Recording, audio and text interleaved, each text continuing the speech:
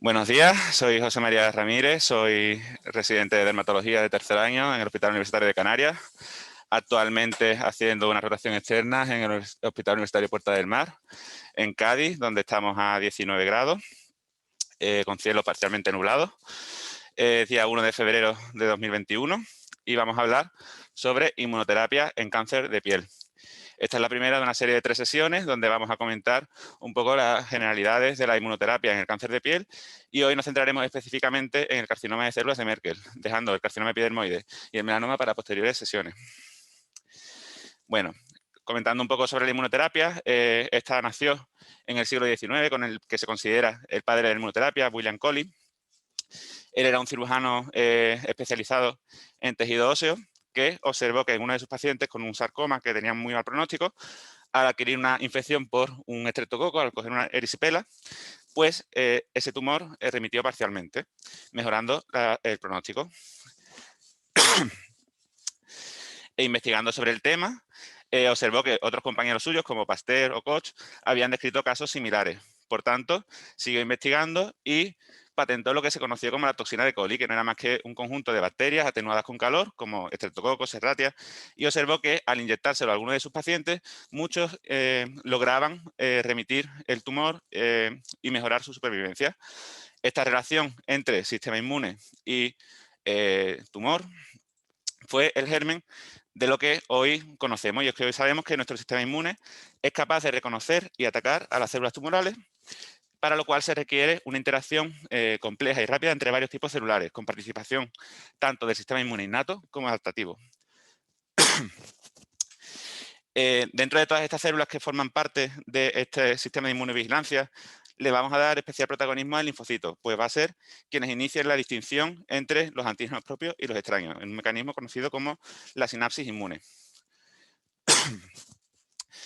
Para que un linfocito pueda atacar un tumor, debe producirse una serie de uniones y de reconocimiento entre sus receptores y los receptores de la célula que le presenta el antígeno.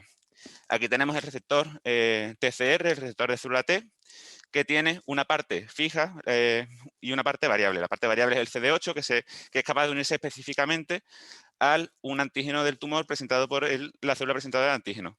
Y una parte fija, el CD3, que es capaz, una vez que se produce esta unión, de enviar señales al núcleo para producir determinadas moléculas que ataquen al tumor. Pero esto no es suficiente. Para que la respuesta contra el tumor tenga lugar, es necesaria la unión de determinados correceptores que van a dar señales coestimuladoras. En este caso, el más importante es el CD28, que es capaz de unirse al correceptor CD80-86 de la célula presentadora de antígeno. Cuando ambas uniones tienen lugar, el CD3 manda señales al núcleo, de manera que se producen determinadas moléculas que son capaces de atacar al tumor. Sin embargo, si esta unión del correceptor no tiene lugar, por mucho que el TCR se una al antígeno presentado por la célula presentada de antígeno, este no será capaz de atacar al tumor y por tanto el tumor seguirá reproduciéndose. Este proceso está muy bien regulado tanto por moléculas capaces de activar a ese linfocito como por moléculas que son capaces de inhibir esa respuesta. Es lo que se conoce como punto de control inmunológico o checkpoint. Son como unos frenos fisiológicos que hacen que la respuesta de estos linfocitos no sea indiscriminada y se ataque a todas las células, ya sean propias o extrañas. Tenemos varios ejemplos de moléculas coinhibidoras, como por ejemplo el CTLA4, el PD1, a los que vamos a hacer especial mención, y también existen otras. Pero este control del sistema inmune no es infalible y algunas células tumorales pues logran escapar a este control. Para ello, los tumores desarrollan varios mecanismos de manera que o bien no son reconocidas o bien inducen una respuesta efectora inadecuada, ¿vale? Esto es lo que se conoce como inmunoevasión tumoral. Dentro de todos los mecanismos de inmunoevasión, sin duda, el que más satisfacciones terapéuticas nos está dando, sobre todo a los dermatólogos, es la expresión de ligandos para inhibir las células T. De manera que los tumores son capaces de regular positivamente la expresión de moléculas checkpoint o de puntos de control inmunitarios como PD1 y PDL1, lo que promueve el agotamiento de las células T periféricas. Nosotros podemos utilizar esto como arma terapéutica con los inhibidores del checkpoint. De manera que si aquí tenemos un tumor, este tumor es capaz de expresar determinados ligandos que son capaces de inhibir al linfocito T, como por ejemplo el PDL1, que se une al receptor PD1, de tal manera que da igual que el TCR y que el receptor coestimulador se una al antígeno y, y al autocorreceptor, puesto que cuando se une PDL1 a PD1, el linfocito entra en un estado de anergia. Pero si nosotros somos capaces de bloquear ya sea el PD1 de la célula T o el PDL1 de la célula tumoral, podremos conseguir que finalmente este linfocito pues, ataque al tumor. Otra molécula, otro receptor coinhibitorio, en este caso el CTLA4, media la interacción entre la célula presentadora de antígeno y el linfocito T, de tal manera que cuando está presente es un receptor que tiene una alta afinidad por el mismo correceptor que se uniría a CD28. Por tanto, desplaza a CD28 de esta unión y, por tanto, al unirse a él, impide que se produzca la señal coestimuladora. Por tanto, el linfocito T igualmente no es capaz de atacar al tumor.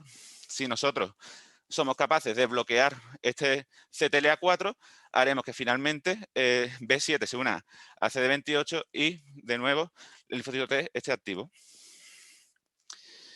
Vale, vamos a comentar varios ensayos y vamos a comentar varios estudios, y en todos ellos se utiliza un vocabulario común que tenemos que conocer para entender bien a qué se hace referencia. Cuando hablamos de respuesta completa, hablamos de una resolución completa de todas las lesiones medibles y no medibles sin aparición de nuevas lesiones. Cuando hablamos de respuesta parcial, estaremos hablando de una disminución en la carga tumoral total del 50% o más con respecto al valor inicial. Hablamos de enfermedad estable cuando no se cumplen ni los criterios de respuesta completa ni parcial, ni enfermedad progresiva, siendo esta un aumento de la carga tumoral del 25% o más en relación con la carga tumoral mínima registrada. Todos los ensayos pues, han elaborado una serie de criterios, ¿vale? Para poder hablar todos en el mismo idioma y poder medir de una forma equiparable las respuestas en los ensayos. Igualmente, la toxicidad también se mide de una forma común. Tenemos que tener en cuenta que estos fármacos inmunoterápicos tienen todos efectos secundarios relacionados con este sistema inmune, ¿vale? Al nosotros bloquear ese freno fisiológico, podemos generar eventos inflamatorios en prácticamente cualquier órgano de nuestro organismo. En la mayoría de los casos, estos son controlables mediante una inmunosupresión temporal y retirando ya sea temporalmente o definitivamente en función del grado del efecto adverso, el inmunoterápico. Lo más importante aquí es reconocerlos y tratarlos precozmente, ¿vale? Sabemos que estos efectos son bastante menos frecuentes con los anti-PD1 en comparación con los anti-CTLA4 y no sabemos si, no queda claro si la aparición de estos efectos adversos tienen algún tipo de relación con la eficacia observada o si hay biomarcadores que nos puedan predecir si se va a producir estos efectos adversos, ¿vale? Hablaremos en grados, ¿vale? Cuando hablemos de grado 1 sería el grado más leve, hasta el 5, ¿vale? Que ya sería la muerte del paciente. Vale, pues empezamos a hablar específicamente de la inmunoterapia en el carcinoma de células de Merkel. Como sabemos, el carcinoma de células de Merkel es una neoplasia rara y muy agresiva, que ya desde el diagnóstico tiene altas tasas de enfermedad extendida, con unas tasas de recurrencia, a pesar del tratamiento, bastante elevadas y una supervivencia a los 5 años bastante pobre, entre el 41 al 77%. Es un cáncer que además ha aumentado su incidencia en las últimas décadas, quizás porque uno de los factores más asociados a este tumor es la edad, y tiene otros factores de riesgo como la piel clara, el ser varón o la inmunosupresión. Su histogénesis es controvertida, posiblemente no tenga una sola célula de origen, y en su patogénesis participan varios factores que nos hacen pensar que este tumor se puede comportar de forma inmunógena y, por tanto, sería una buena diana para el tratamiento con inmunoterapia. Hasta el 80% de los casos es capaz de reconocerse el poliomavirus de células de Merkel. Hay otros factores que también pueden estar asociados, como la radiación ultravioleta, la inmunosupresión del paciente y mutaciones somáticas en genes supresores de tumores, como TP53 o RB1. Sin duda, el factor pronóstico más importante en este carcinoma de células de Merkel es la extensión que nos va a venir dada por el TNM, por la estratificación según la JCC. Y aunque hay otros factores que nos pueden decir mal pronóstico, sin duda la supervivencia la podemos estimar de forma bastante buena con la estratificación inicial. De forma que vemos como la tasa de supervivencia global a los 5 años se desploma cuando pasamos de una enfermedad localizada a una enfermedad metastásica. Aquí lo vemos en una gráfica, ¿vale? Cómo a medida que aumenta el estadio, va cayendo en picado la supervivencia. Si nos vamos a la JCC y estadificamos el tumor, nos podemos preguntar en qué tumores se podría plantear el uso de la terapia sistémica, el uso de la inmunoterapia. Y los utilizaremos sobre todo en aquellos carcinomas de células de Merkel en estadio avanzado, en estadio 3, es decir, con ya afectación de los ganglios, y en estadio 4, aquellos que ya tienen afectación metastásica a distancia. Hasta hace poco, la quimioterapia citotóxica era la principal terapia sistémica y si bien tenían unas respuestas iniciales que podían considerarse aceptables, del torno al 60%, lo cierto es que eran muy poco duraderas, con un 95% de progresión de la enfermedad al año, con una mediana de supervivencia libre de progresión bastante pobre, de entre 3,1 a 4,6 meses, lo que hizo patente la necesidad de mejores opciones de tratamiento. Como hemos dicho, por su patogenia, se consideró que que el carcinoma de células de Merkel es un tumor inmunógeno y se realizaron ensayos con inhibidores del PDL1 que demostraron buenas tasas de respuesta, con una mayor persistencia que la quimioterapia. Tanto es así que a día de hoy la inmunoterapia va a ser el tratamiento inicial de elección en el carcinoma de células de Merkel avanzado que no tenga contraindicaciones para la misma. Si bien en el entorno adyuvante y no adyuvante se sigue estudiando y todavía no está establecido. Empezamos a comentar uno por uno los fármacos que se utilizan. Tenemos en primer lugar el pembrolizumab, que fue el primer anticuerpo que demostró regresión tumoral en pacientes con carcinoma de células de Merkel. Esto se basa en este estudio de 2016 llevado a cabo por Guillén y colaboradores, en el que estudiaron a pacientes con carcinoma de células de Merkel avanzados que no habían recibido tratamiento previo y les administraron el pembrolizumab a una dosis de 2 miligramos kilo cada 3 semanas, con el objetivo de evaluar la eficacia y de correlacionar algún tipo de parámetro que nos pudiera predecir la respuesta al mismo. Cogieron a 26 pacientes, todos ellos en estadios tumorales 3B y 4, y de los 25 pacientes que tuvieron al menos una evaluación, vieron una tasa de respuesta objetiva del 56%, de las cuales 4 fueron completas, y vieron que la duración de la enfermedad de la respuesta era bastante mayor que la quimioterapia, de al menos 9,7 meses, ¿vale? Con una mediana de progresión libre de enfermedad del 67% de los pacientes a los 6 meses.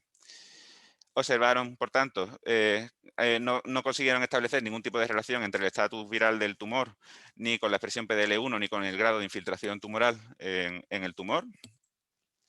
Y aquí vemos algunos ejemplos, ¿vale? Aquí vemos un paciente que ya tenía metástasis viscerales, como a las 12 semanas de la administración del pembrolizumab prácticamente se van resolviendo. Igualmente, una metástasis subcutánea, como a las 3 semanas de la administración del pembrolizumab, ha disminuido bastante de tamaño. Se observaron efectos adversos en el 77% de los pacientes, pero pocos de ellos fueron de grado 4. De hecho, fueron solo 2, los cuales se resolvieron tras suspender el tratamiento y poner tratamiento inmunosupresor. Ambos pacientes tenían buenas respuestas. Ampliaron el estudio, siguieron incluyendo pacientes y con los mismos objetivos y con la misma dosis, estudiaron a los 50 pacientes que habían recibido pembrolizumab durante más tiempo y observaron tasas de respuesta similares, ¿vale? De un 56%. Aparte de las tasas de respuesta completas y parciales, es importante también saber que estos parámetros no incluyen la estabilización de la enfermedad, ¿vale? Que no cumple ni criterios de respuesta completa ni parcial, ni tampoco de enfermedad progresiva, que aunque no se contemplen en los parámetros, pueden ser clínicamente relevantes, ¿vale? En este caso, pues fue del 10%. Igualmente no consiguieron establecer relación de mayor respuesta entre el estatus viral del tumor y la respuesta al pembrolizumab.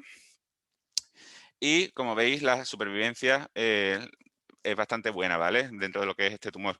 Una supervivencia global a los 24 meses del 68,7%, con unos efectos adversos del 28%. Solo en 7 pacientes fue un efecto adverso que condicionó la interrupción del tratamiento. Estos autores lo que hacen es correlacionar la supervivencia libre de enfermedad y la supervivencia global con los datos de la quimioterapia obtenidos hasta en las series retrospectivas, en las series históricas, y vemos como tanto la supervivencia libre de progresión como la supervivencia global es bastante mejor con el pembrolizumab que con lo que había hasta este momento. Aquí vemos más ejemplos de pacientes tratados con pembrolizumab. Llama la atención este paciente que tras 2 meses de tratamiento tuvo que interrumpir el tratamiento porque hizo una hepatitis y como a pesar de haber interrumpido el tratamiento, al hacer el seguimiento a los 36 meses, el tumor siguió regresando hasta tal punto de que desaparecieron las metástasis. Por tanto, todos estos ensayos llevaron a la aprobación del pembrolizumab como inmunoterapia para el tratamiento del carcinoma de células de Merkel avanzado. Está aprobado a una dosis de 200 miligramos intravenoso cada 3 semanas o 400 miligramos intravenoso cada 6 semanas hasta la progresión de la enfermedad, toxicidad inaceptable o hasta 2 años en pacientes que no tengan progresión de la enfermedad. También es válido, aunque está fuera de etiqueta, digamos, la dosis que se emplearon en los ensayos de 2 miligramos kilo. Pembrolizumab fue el primero que se miró, pero no fue el primero que se aprobó. El primero que se aprobó fue el avelumab, un anticuerpo monoclonal que se une al PD-1 ligando. Esto se basa en este estudio, que vamos a ver cómo fueron actualizando los datos año a año. Empezó en 2016, un ensayo en fase 2 multicéntrico, en el que cogieron a pacientes con carcinoma de células de Merkel, estadio 4, refractarios a las primeras líneas de tratamiento hasta ese momento, y administraron avelumab a 10 miligramos kilo cada 2 semanas. Cogieron a 88 pacientes y vieron unas tasas de respuesta bastante buenas, ¿vale? Del 31,8%, con eventos adversos graves en 5 pacientes, lo cual hace que que tenga buenas respuestas con una aceptable tolerabilidad. Actualizaron los datos un año después, en 2018, y vieron, y los mismos pacientes, ¿vale? Y vieron que de los 88 pacientes, el tratamiento solo estaba en curso en 19 pacientes, ¿vale? Y el 78,4% habían interrumpido el tratamiento, ya fuera por progresión de la enfermedad o por eventos adversos. De todos estos pacientes, 10, ¿vale? El 11,4% de los pacientes totales tuvieron una respuesta completa confirmada, ¿vale? 2 más que en el análisis previo. Y 19 tuvieron una respuesta parcial, con una tasa de respuesta global del 33%. Igualmente, al compararla con los tratamientos previos en la progresión libre de enfermedad, vemos cómo los datos con el avelumab son bastante mejores. Igualmente con la supervivencia global, con una tasa de supervivencia global al año de 52%. Intentando establecer algún tipo de relación entre los factores del tumor o los factores clínicos con la respuesta a la inmunoterapia, vemos que no se alcanzó en ninguno la significación estadística, pero sí que hubo una tendencia a responder mejor en aquellos pacientes que habían tenido menos tratamientos sistémicos previos, aquellos que tenían una carga de la enfermedad menor de base o aquellos que expresaban PDL1.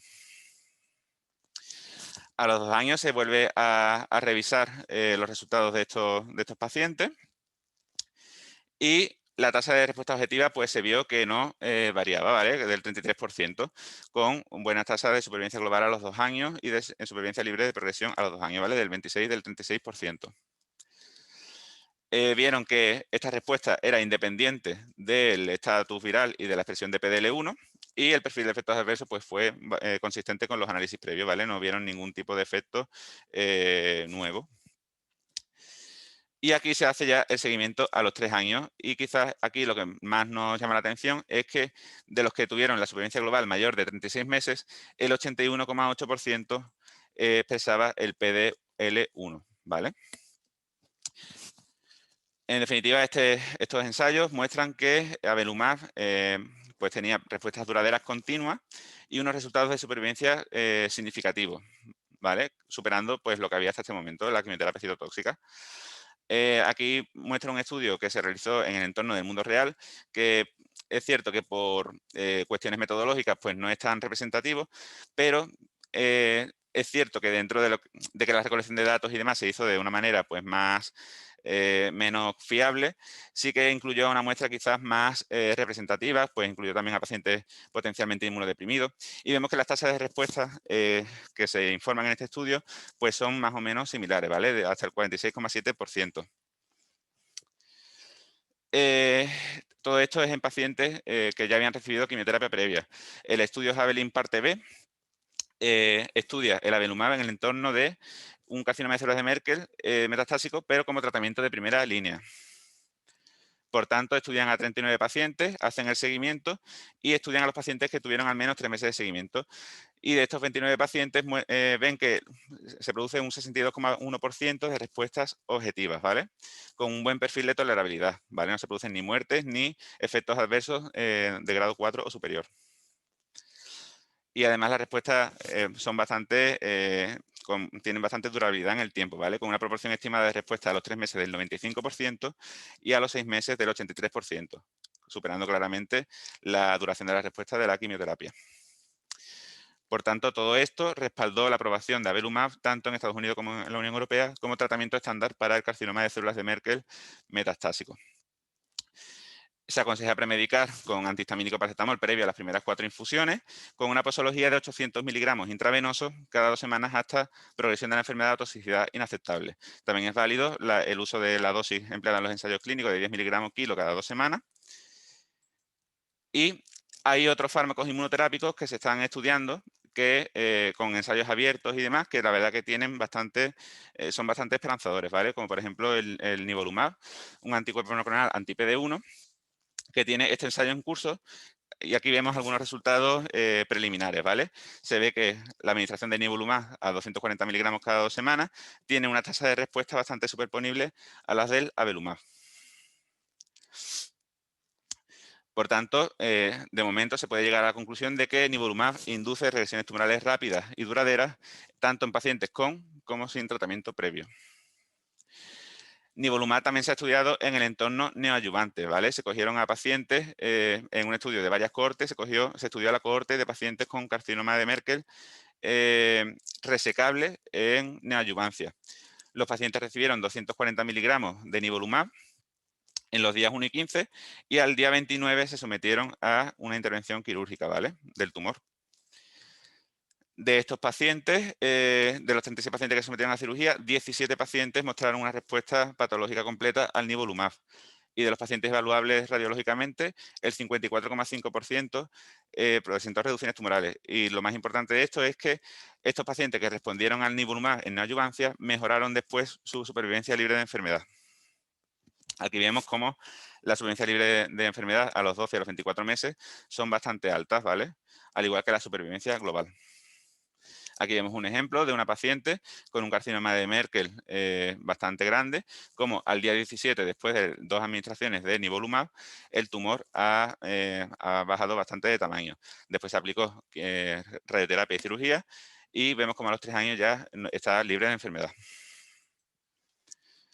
Por tanto, el nivolumab administrado aproximadamente 4 semanas antes de la cirugía fue generalmente tolerable e indujo regresiones tumorales en aproximadamente la mitad de los pacientes tratados.